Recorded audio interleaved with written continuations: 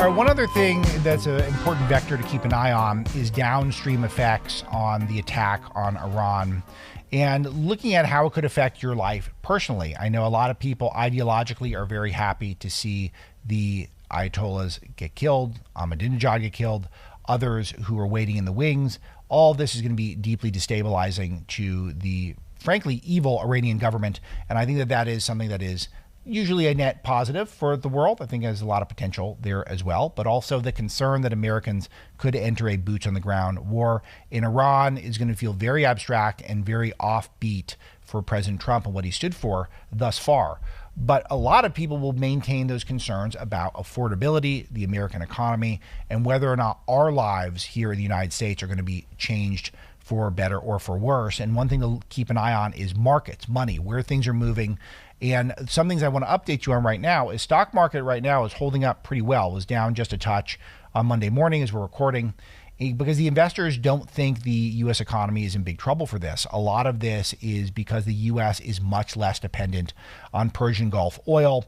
And keep in mind, who is really dependent on it? It's China. So this is one of these things where, again, this could actually position America in a slightly better place relative to the other global superpower. Also, freeing up Venezuelan oil, which we have done with the Maduro raid, may have also made this another made the timing even better for President Trump here. Even though, again, I think the timing was related to Trump laid out a year ago. You need to no ballistic missiles, no being a state sponsor of terror, no nuclear weapon pursuing.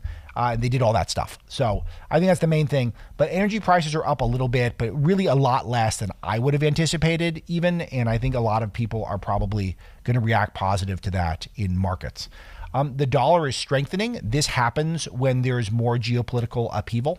So those of you who like a strong dollar, you've got that. So the big question, I guess, is if oil prices, how high will they go? They'll certainly go up a little bit. And will that feed inflation? Because one of the things that Trump has got to tout is that gas prices coming down. That's very strong for him. And would higher oil prices, does that mean the price of everything is going to go up? And there's usually mixed evidence on this, but it's not a guarantee. It's not a guarantee. And so we'll be tracking that a lot. But there's a lot of unexpected consequences. Reuters is reporting that world sugar prices rallied 2% because there are fears that the conflict and the resulting disruption in energy supplies will prompt Brazilian cane mills to produce more ethanol and less sugar. It's very strange and complicated the way the world's economy is interconnected. And this is one where I say this as someone who trusts the president, backs the president in general, and think that he has thought through a lot of the scenarios. I think he's thought a lot about his reputation as someone who is not someone who starts wars, certainly someone who doesn't like to do regime change halfway across the world, and how he's used that to his benefit. I assume he's thought through most of this stuff, but I do think that it's impossible to think through everything. Like thinking through, well, the price of sugar could go up because of this, which could affect American families who are completely disconnected, who probably weren't even aware, some of them, that there is a war going on in Iran at the moment. I think that's really, really interesting to see that, and it's why we have to keep an eye on it. And we can trust, but we also got to verify and make sure that this does not turn into sort of a prolonged, protracted regime change situation with American boots on the ground. I think there's almost no political appetite for that. No matter who comes into power, because we don't know if anything's going to be sustaining. And that's the whole nature of the country. It's a very complex country. A lot of them are very sophisticated, a lot of advanced technologies. They have a lot of factions that are deeply religious and deeply committed to the destruction of America at a religious level. And that's not to be trifled with. So it's complicated stuff ahead. It is a big headache. It's a headache that feels relatively under control at the moment, but we don't know. We don't know where it's going. One thing that's very important to point out is the administration is not giving out a lot of content. President Trump is calling journalists a little bit. You might hear from Secretary Rubio. You might hear from Secretary Hegseth. But that's about it. I, of course, reached out to the White House before the show, see if I can get anyone to come on and talk. They don't really want to talk, which makes sense.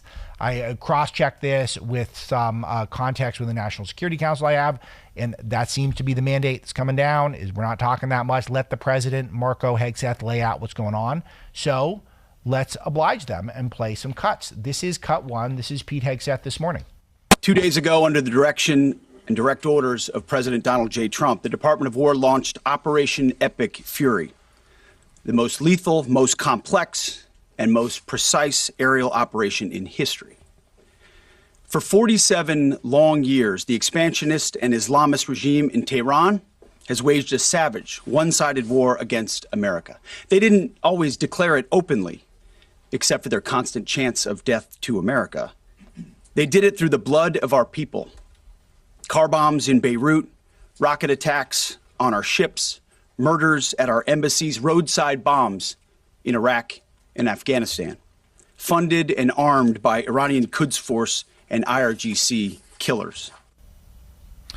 It's a great summary, and this is something that's very important that a lot of people are going to start doing some crash courses in Iranian history to see why we did this and what comes next. But when you're talking about a country with sophisticated scientists who seem bound and determined to building a nuclear bomb and to destroying America, it's hard to overlook that. And I'm not a person who isn't scarred, as are the rest of you, with all of the misinformation, certainly amount of lying that went on with the Iraq war and even the Afghanistan war. So I remain very cautious, but that just seems pretty logical. They've been hell-bent on destroying this country for a long time. If they could do it, and they keep trying to do it despite Donald Trump's demands, and already effective attacks seem to have not deterred them ideologically. That's a scary thing, and it's noteworthy to point it out, and that history is very valid. The history is also very complicated in terms of what preceded the Ayatollahs, and this is one where a lot of people I don't think are with the program. There is some viral content online suggesting maybe the Shah will come back to power. The Shah was not a super effective leader. This is worth a much deeper dive on the show at some point. There's been a lot of pro-Shah revisionist history online, and Iran was not a sensational, thriving place before the Ayatollahs came in. So even though it was very unlikely the way the Ayatollahs came in initially, and it's a pretty interesting history if we have the time to go through it, which hopefully one day we will, but it was not. It was one of these things where the Shah was just not effective. And the thought that the Shah's son or whatever is going to now take over the country and make it a democracy, very, very remote. All right, we got more Pete Hegseth. Let's play cut 2, please. We didn't start this war, but under President Trump, we are finishing it. Their war on Americans has become our retribution against their Ayatollah and his death cult. It took the 47th president, a fighter who always puts America first, to finally draw the line after 47 years of Iranian belligerence. He reminded the world, as he has time and time again, being an American means something unbreakable.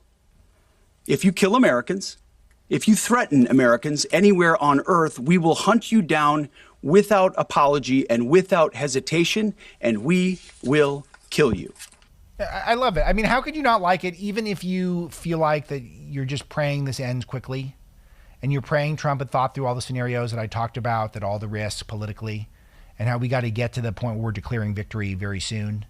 And we've got to keep our expectations really moderate and temperate. That's something really fantastic is going to take the place of the Ayatollahs. But just the idea that if you declare that you're going to kill Americans and you're going to pursue, where the reports are, they were looking at hypersonic weapons, which could take out aircraft carriers. If you're going to keep talking like that and acting like that for nearly half a century, then we're going to come get you eventually. And one thing that is really important for those of you in your life who are just completely out on this, think it's all a terrible idea, just ask them, if you're completely opposed to any action, what is the alternative? Is the alternative to allow Iran to enrich nuclear weapons? Is it to have Trump's word mean nothing? Like, is that your preference? I'm sure it's not. So then what is it? What is the deal that could have taken place? And Trump wanted a deal. When I talked to him last week, he said, I didn't actually take him literally this, but he said flat out, he thinks there was going to be a deal. I don't think he believed it, but he told me that. He thought there was going to be a deal, but there was no deal. They haven't moved an inch. They're not moving at all. They're intransigent. And Trump's saying, if you're going to be intransigent, when I say that you got to do these things, then he's going to drop bombs in your head, is what he does. Okay, I got one more Hegseth. Let's play cut 3. Iran had a conventional gun to our head as they tried to lie their way to a nuclear bomb. It almost worked under Obama and his terrible deal, but not under this president. Turns out the regime who chanted death to America and death to Israel was gifted death from America and death from Israel. This is not a so-called regime change war, but the regime sure did change, and the world is better off for it. It's obvious they're conscious of what we're nervous about. Is that regime change would be great in Iran. It would. But it's not America's task to do that. And if we're going to do that and we're going to sacrifice blood and treasure to do that, then it's going to be politically very not wise. So we would like to see it. I would. There's nothing worse than I can't imagine something worse. Though I did have one person who's close to me reach out and say that there could be something worse. You could get someone more ideological. That seems incredibly far-fetched to me. I feel like whatever is next it's probably going to be a slight improvement at a minimum. But it's all complicated, and we have to make sure that we're just merely taking out the bad guys, and other stuff is just going to have to get sorted out on its own. And this is where we're looking at, can the military and the people come together on something? Because it seems like a lot of the people are out on the Ayatollah, but the military's still behind him. The president did speak yesterday. I got a cut 9, please. Operation Epic Fury, one of the largest, most complex, most overwhelming military offensives the world has ever seen. Nobody's seen anything like it.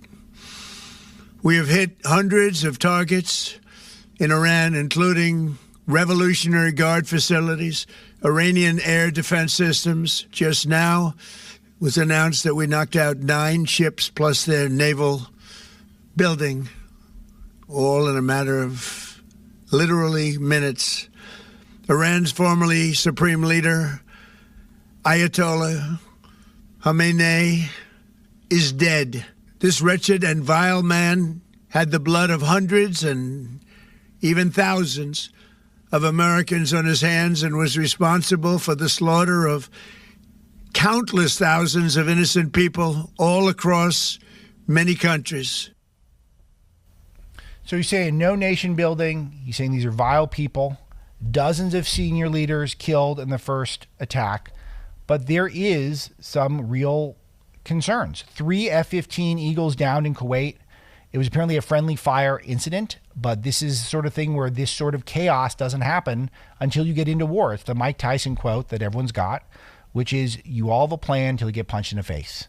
And that's what you got to be worried about here and concerned about it. But we're off to an okay start, pretty good start, potentially a W for the world.